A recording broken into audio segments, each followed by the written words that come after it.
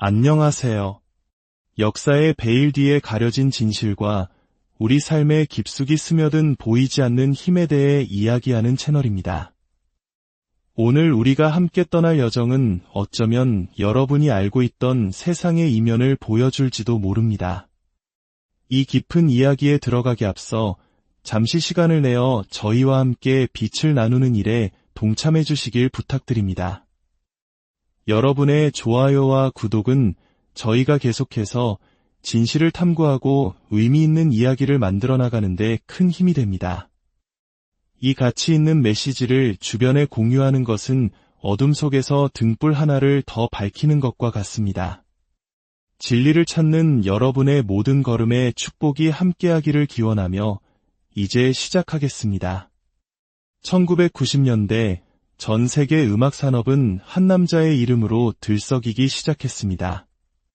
바로 션 디디 콤스, 우리에게는 퍼프데디라는 이름으로 더 잘 알려진 인물입니다. 그의 등장은 그야말로 혜성과 같았습니다. 한 음반사와 계약을 맺은 지 얼마 지나지 않아 그는 자신의 레이블 배드보이 레코드를 설립했고 당시 가장 큰 인기를 누리던 뮤지션들을 자신의 품으로 끌어들였습니다. 그의 성공은 음악에만 그치지 않았습니다. 그는 보드카 브랜드를 론칭하여 주류 시장을 뒤흔들었고 자신의 의류 브랜드를 통해 패션계의 아이콘으로 자리매김했습니다. 불과 몇 년 만에 그는 수십억 달러의 자산을 가진 거물이 되었습니다. 그의 성공은 너무나도 빠르고 너무나도 거대해서 사람들은 경외와 동시에 의문을 품기 시작했습니다. 과연 한 사람이 어떻게 이토록 짧은 시간 안에 이 모든 것을 이룰 수 있었을까요? 평범한 노력만으로는 설명할 수 없는 그의 성공가도 뒤에는 무언가 다른 힘이 작용하고 있다는 소문이 돌기 시작했습니다. 사람들은 그의 성공이 어두운 그림자와 연결되어 있다고 수군거렸습니다. 오늘 우리는 바로 그 그림자의 실체, 화려한 성공 뒤에 숨겨진 비밀스러운 의식과 보이지 않는 존재에 대한 이야기를 파헤쳐보려 합니다. 이야기의 시작은 그가 주최했던 기이한 파티들로부터 비롯됩니다. 그와 함께 일했던 스태프나 스튜디오에 함께 있었던 동료들은 그곳에서 무언가 설명할 수 없는 이상한 기운을 느꼈다고 증언합니다. 녹음 스튜디오는 음악을 만드는 공간이라기보다는 마치 어떤 종교적 의식을 치르는 제단과 같았다고 합니다. 불이 꺼진 스튜디오 안에는 수많은 촛불이 켜져 있었고 비트가 만들어지는 동안 그 위에는 알 수 없는 주문들이 읊조려졌습니다. 한 증언자는 당시의 상황을 이렇게 회상합니다. 우리가 스튜디오에 있을 때면 그건 거의 의식과 같았어요. 촛불을 켜고 비트가 재생되는 동안 그들은 음악 위에 알아들을 수 없는 말들을 계속해서 읊조렸죠. 마치 무언가를 부르는 것처럼요. 이러한 증언들은 단지 시작에 불과했습니다. 더욱 충격적인 이야기들은 그가 주최했던 호화로운 파티들에서 흘러나왔습니다. 그 파티들은 단순히 유명인사들이 모여 즐기는 자리가 아니었습니다. 참석자들의 증언에 따르면 그곳은 상상을 초월하는 퇴폐와 타락의 공간이었습니다. 마약과 술이 넘쳐났고 남녀가 뒤섞인 집단적인 성행위가 아무렇지 않게 벌어졌습니다. 시끄러운 음악 사이사이로 기이한 주문 같은 소리가 스피커를 통해 흘러나왔고 파티장 곳곳에는 촛불이 기묘한 분위기를 자아냈습니다. 참석자들에게는 특정한 복장 규정이나 행동 지침이 주어졌으며 어떤 이들은 원치 않는 행동을 하도록 압력을 받기도 했습니다. 더욱 소름 끼치는 사실은 파티가 열리는 모든 방, 모든 구석에 비밀 카메라가 설치되어 있었다는 것입니다. 그곳에서 벌어진 모든 일들은 은밀하게 녹화되었고 그 영상들은 금고 안에 비밀스럽게 보관되었습니다. 물론 공식적으로 그가 어떤 범죄로 유죄 판결을 받은 것은 아닙니다. 제가 지금 말씀드리는 모든 것들은 피해자들의 증언과 일부 언론 보도에 기반한 내용입니다. 하지만 이 모든 기이한 행위들이 가리키는 한 가지 공통된 방향이 있습니다. 그것은 바로 이 파티들이 단순한 유흥이 아닌 보이지 않는 존재, 즉 진을 부르기 위한 재물의식이었을 가능성입니다. 여기서 우리는 진이라는 존재에 대해 짚고 넘어가야 합니다. 이슬람 문화권에서 진은 인간과 다른 차원에 존재하는 자유의지를 가진 영적인 존재를 의미합니다. 한국의 도깨비나 귀신과 비슷하게 생각할 수도 있지만 진은 훨씬 더 강력하고 인간의 삶에 직접적으로 개입할 수 있는 존재로 여겨집니다. 그들 중에는 선한 존재도 있지만 대부분은 인간을 타락시키고 혼란에 빠뜨리려는 사악한 존재, 즉 사이탄의 하수인으로 묘사됩니다. 그렇다면 이 파티들은 어떻게 진을 끌어들이는 의식이 될 수 있었을까요? 이야기를 이해하기 위해 우리는 20세기 가장 유명한 오컬티스트 중 한 명인 알레이스터 크롤리의 사상으로 거슬러 올라가야 합니다. 그는 유대교 신비주의인 카발라를 자신만의 방식으로 비틀어 성적인 에너지를 이용해 영적인 존재와 소통하고 힘을 얻는 흑마술 체계를 만들었습니다. 크롤리의 마법 이론에 따르면 신이 정한 경계를 넘어서는 극단적인 행위, 특히 성적인 타락은 강력한 에너지를 발생시킵니다. 그리고 이 어두운 에너지는 진이나 사이탄과 같은 존재들을 끌어들이는 미끼가 됩니다. 그들은 이 에너지를 양식으로 사마현실 세계에 영향력을 행사하게 됩니다. 디디가 주최한 파티에서 벌어졌던 일들, 집단적인 성관계, 동성 간의 행위, 심지어 미성년자를 대상으로 한 성적인 학대까지 이 모든 것은 크롤리가 말한 흑마술 의식의 조건과 정확히 일치합니다.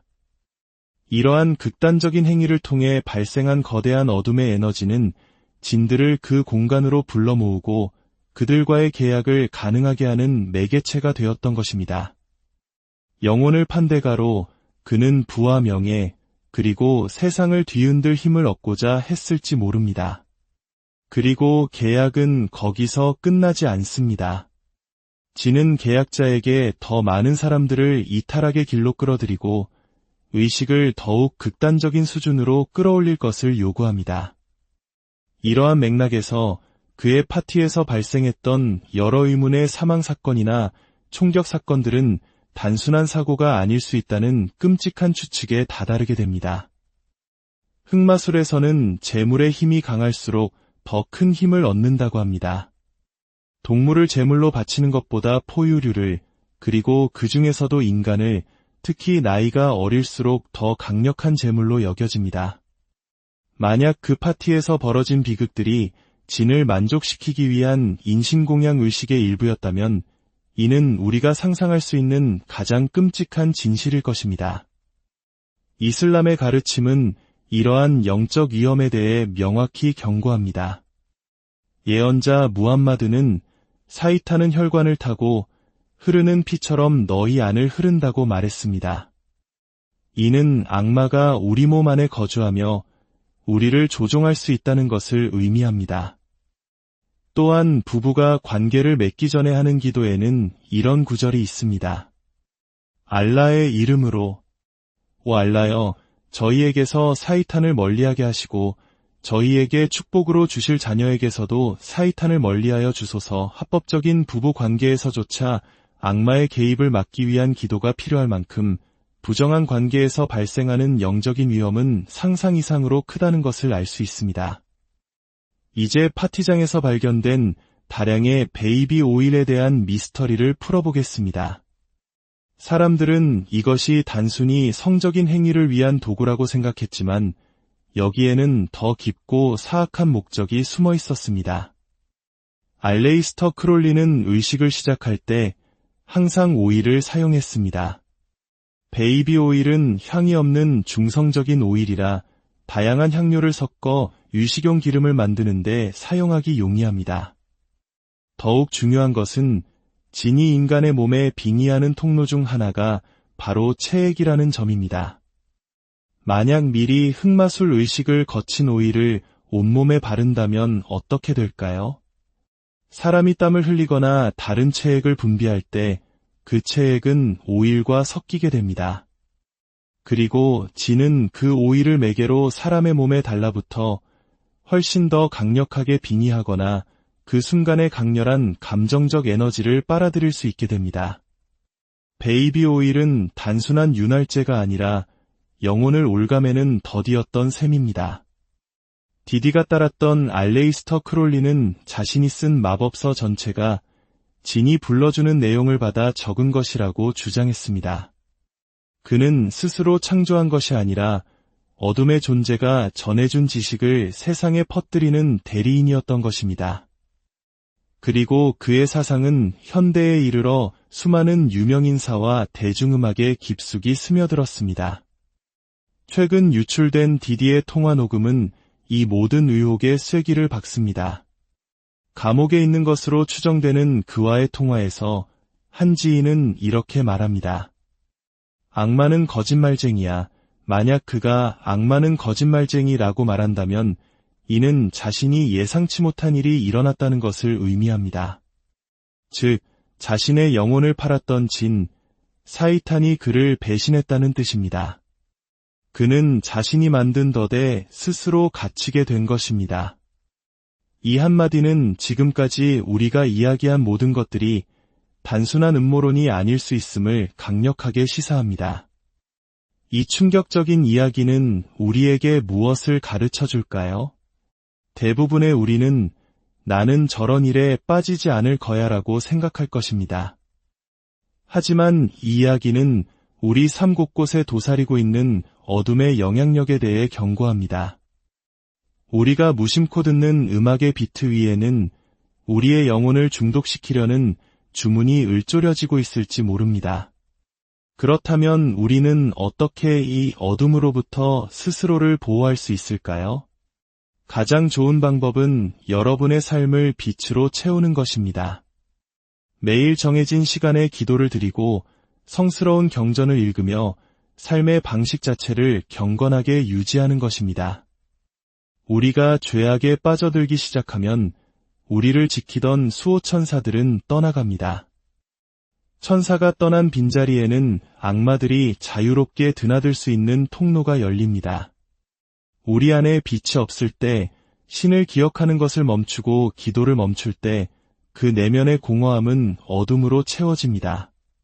진과 같은 존재들은 바로 그 어둠과 혼돈, 부정함을 향해 끌리기 때문입니다. 오늘 이야기는 한 개인의 타락에 대한 이야기가 아닙니다. 이것은 화려함이라는 가면 뒤에 숨어 우리를 유혹하는 보이지 않는 세상에 대한 경고이며 우리 영혼의 빛을 지키기 위한 싸움이 얼마나 중요한지를 일깨워주는 교훈입니다. 부디 여러분의 삶이 언제나 어둠이 아닌 빛을 향하기를, 혼돈이 아닌 평화를 향하기를 진심으로 기도합니다.